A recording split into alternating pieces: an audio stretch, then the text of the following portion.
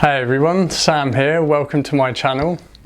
Well, spring's finally arrived here in New Zealand and the weather's finally starting to warm up here in Queenstown where I live. And Queenstown's a great place to be an artist because there's tons of mountains to paint, but it ain't got no art shop, which is really annoying. However, I just happened to be in the stationery shop the other day and they actually sold some pretty decent canvas.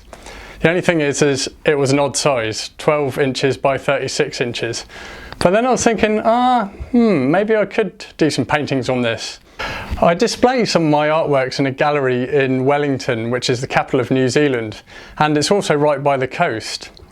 So I thought I haven't done any seascapes for a while and I could probably do with sending some more up there to display in the gallery. So I thought, why not do some seascapes of Wellington? And then I thought, why not show you the process of how I do it? So from the sketches to painting a colour study and then the final painting.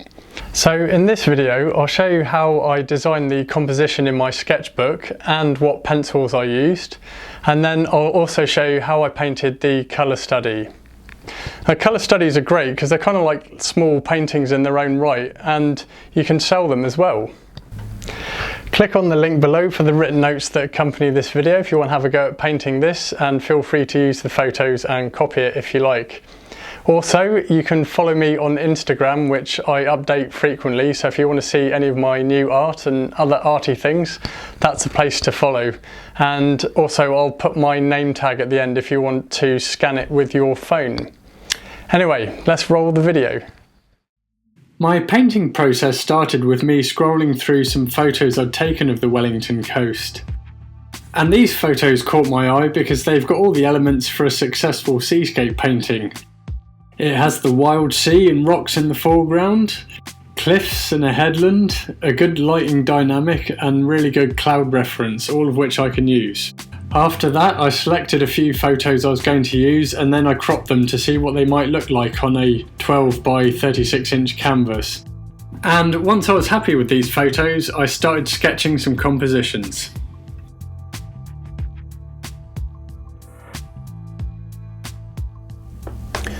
When I do pencil sketches for paintings, I use 5 pencils.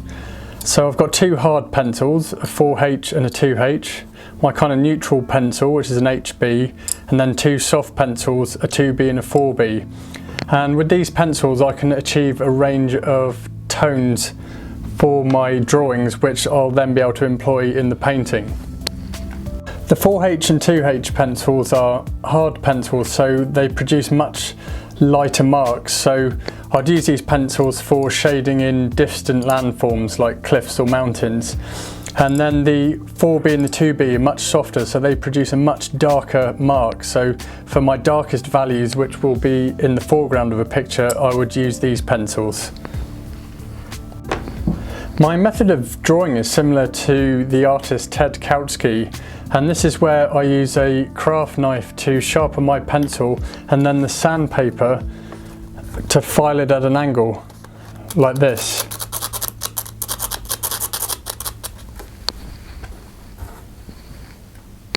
With the graphite filed at an angle, I can make marks known as broad strokes, which are broad marks like these.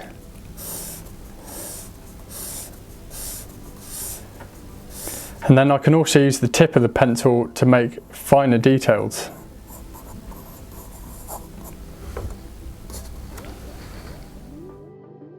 So here I'm using an A3 sketch pad, and what I've done is I've taken the dimensions of the canvas I'm going to paint on and then I've just scaled it down in my sketchbook. So you'll see those 3 little tiny sketches across the top. Those are little thumbnail sketches, and basically they've taken me about 2 minutes to do each. So these, I can start planning some rough compositions, just very quick drawings. Once I've got a pretty good idea with my thumbnail sketches, I start on my final sketch. If I need to do more thumbnail sketches, I will do. Just do as many as you need to. Using a 4H pencil, which produces the lightest mark out of all the pencils I'm using, I outline the forms in my composition. Now that I've outlined the composition for this drawing, I start shading in the forms using the broad stroke method. And at the same time, I'm thinking about the overall value arrangement of the drawing. Values refer to how light or dark a tone is. So the sky is going to have the lightest values, as well as the highlights in the breaking waves. The cliffs in the background are also quite light in value, so I'm using a 4H pencil for this, as it produces a light mark. The mid-ground cliffs are going to be mid-tones, and then the shadows and the rocks in the foreground I'm going to be using a 4B pencil as it produces the darkest mark. The values will be at their darkest in the foreground. I use an HB pencil for the cliffs in the mid-ground, and then using a 4B pencil I start shading in the shadow areas of the rocks that are in the foreground. Once I've completed my sketch, I can then use this to refer to when I start the colour study. Overall, you don't need to worry if your sketch is perfect. It's really mainly the values and the composition that you want to get out of it, and they really are helpful for when you start a colour study.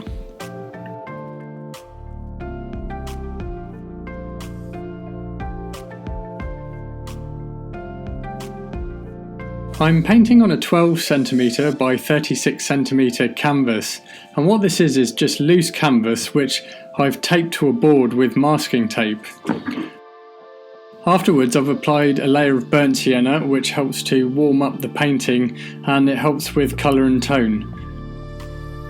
Now, I often create colour studies in this way just because I can get the size that I want, but also it saves a bit of money on canvas as well.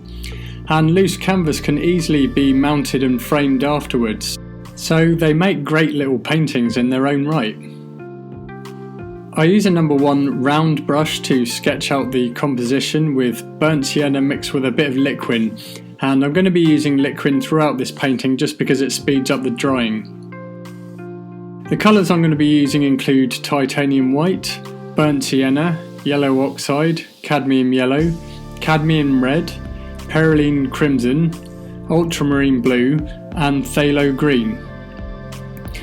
Now, whilst this is a rather long painting, I've made the rock in the midground the general focal area. I've then left an opening within the sea in the foreground, and I've placed the rocks and the clouds and the foam burst in a manner that forms a circle composition, and this is a good composition to use because it helps keep your eye on the canvas. The natural shape and direction of the background and midground cliffs help to bring the eye back towards the rock in the midground, our focal area.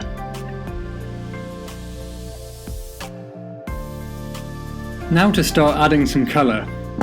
Now, even though this is a small painting, I still prefer to use large brushes, so in this case I'm using a number 6 flat brush, and this is for several reasons. One, it helps me cover ground more quickly, and secondly, it gives the painting that more gestural, painterly look. I can add more detail later on in the painting and I can make it as detailed as I like, but it's my personal opinion that too much detail in a painting can risk killing the life out of it a little bit. Using a combination of ultramarine blue, a little bit of burnt sienna, perylene crimson and a lot of titanium white, I start focusing on all the shadow areas in my painting. So I'm starting with the shadows in the clouds. In order to paint the shadows in the cliffs in the background, I use the same colours that I used in the clouds but with much less titanium white, and then less titanium white still for the shadows in the cliffs in the midground. The reason I'm using the same colours for the clouds as I have with the cliff shadows is because I'm trying to maintain similar colours throughout the painting. By doing so, the painting will be much more harmonious and it will read better to the viewer because it contains common colours throughout the painting. Next, using a number 6 flat brush, I paint the highlights on the clouds, and I'm using a mixture of titanium white with a little bit of burnt sienna. And this is a good colour to use because it doesn't matter if it mixes in with my existing shadow mix, since it already contains titanium white and burnt sienna. I don't want the highlights in the clouds to be too bright, I want it to sit back so it recedes a little in the painting. I paint the sky with a mixture of titanium white, ultramarine blue and a little bit of phthalo green. I continue to use my sky mix to mix the colour of this sea that's in light, but I add some more ultramarine blue and some yellow oxide to the mix to create that turquoise colour, and if required I can add a bit more titanium white and phthalo green to get the mixture right. Continuing to use a number 6 flat brush, I apply the colour with broad gestural brush strokes. To add interest and drama to the sea, I want some of it to be in shadow, so I just darken the mixture by adding more ultramarine blue, yellow oxide and phthalo green. I paint the shadows of the foam and the breaking wave with a mixture of ultramarine blue, titanium white and a little perylene crimson, but I also allowed that burnt sienna that I outlined it with to mix in with it also. Again, this helps to add to the colour harmony of the painting because I've already been using these colours in the cliffs and the sky. Then, for the highlights of the waves, I just mix in a bit of titanium white with burnt sienna, but I don't want the mixture to be completely white. I want to add my lightest values at the end so I can make the form of the wave much more three-dimensional. Next, I paint the shadows in the rocks in the foreground, and these are the darkest values in my painting. In general, you'll find your darkest darks and your lightest lights in the foreground, whereas in the distance, darks are not quite dark and lights are not quite light. I'm using a combination of ultramarine blue, burnt sienna and perylene crimson, which are the same colours I was using in the cliffs and the sky to keep that colour harmony, and I'm applying this with a number 2 flat brush. Next, I paint the light on the distant headland. There's tussock grass growing there and it's naturally low in chroma. But what is chroma? It's basically how intense or pure a colour is. It's also known as saturation. So in order to mix this, I need to desaturate my colours. So I'm using a combination of ultramarine blue, yellow oxide and also perylene crimson with a lot of titanium white. And when this colour is next to the shadows in the cliffs, it gives it the appearance of it being a golden yellow colour. Using a number 2 flat brush, I paint the foliage in the mid-ground cliffs and the rock that's the focal point of the painting. I'm using a combination of ultramarine blue mixed with yellow oxide and a little bit of cadmium yellow. This also helps to lighten the value as well. Then, in order to vary the texture and make the mixture look more organic, I add in a little burnt sienna, cadmium red and perylene crimson. As all these colours contain red, which is the opposite to green on the colour wheel, it desaturates the green. It also helps to balance out the green and make it look more natural. I paint the highlights of the rocks with a mixture of ultramarine blue, burnt sienna and perylene crimson with titanium white, but then I also add in a little cadmium yellow and cadmium red just to increase the saturation of the colour. I complete the blocking in stage of this painting by adding in a few details such as the houses in the mid-ground cliffs, and I just tidy up some of those forms. In general, I don't want to spend too long on this painting, but I definitely want to add a few details into it. At this point I allowed the painting to dry. I did this painting in 2 sittings, and when I returned to it, my next focus was on getting in the lightest values so I can build up the 3-dimensional form of the overall painting. Using a number 2 flat brush, I added more detail to the foam and whitewater in the foreground, and I used titanium white with a bit of burnt sienna, which I selectively added to certain areas of the waves and whitewater.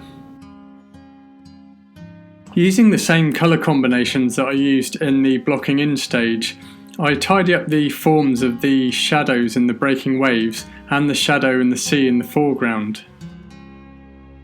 I then use a number 2 flat brush to add highlights onto the rock faces in the foreground, and this is the same colour combination I used before, but I add more titanium white to the mix to lighten the value.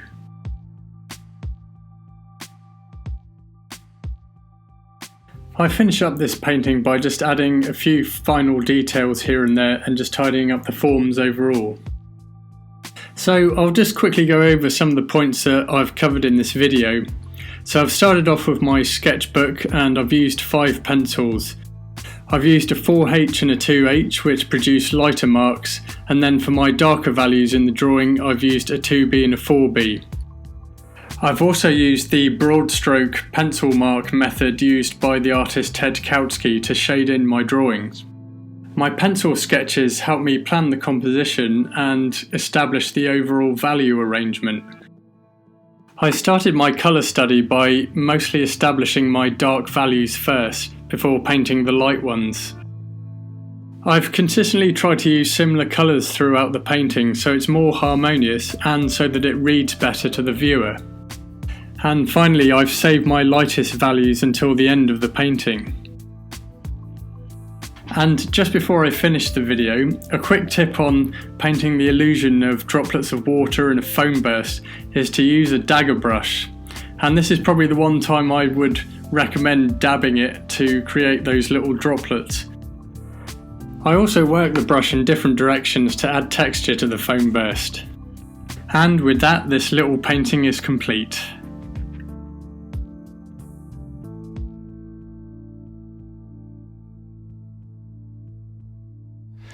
Thanks for watching. I hope you enjoyed this video, and for more videos like this please hit the subscribe button and the notification bell for more videos.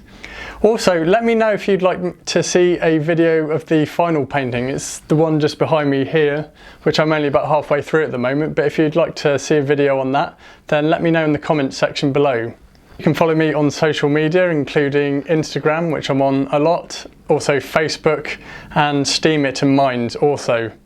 Until then, I'll see you in the next video, and just before I go, I'll put my Instagram name tag, which will follow now. See you later!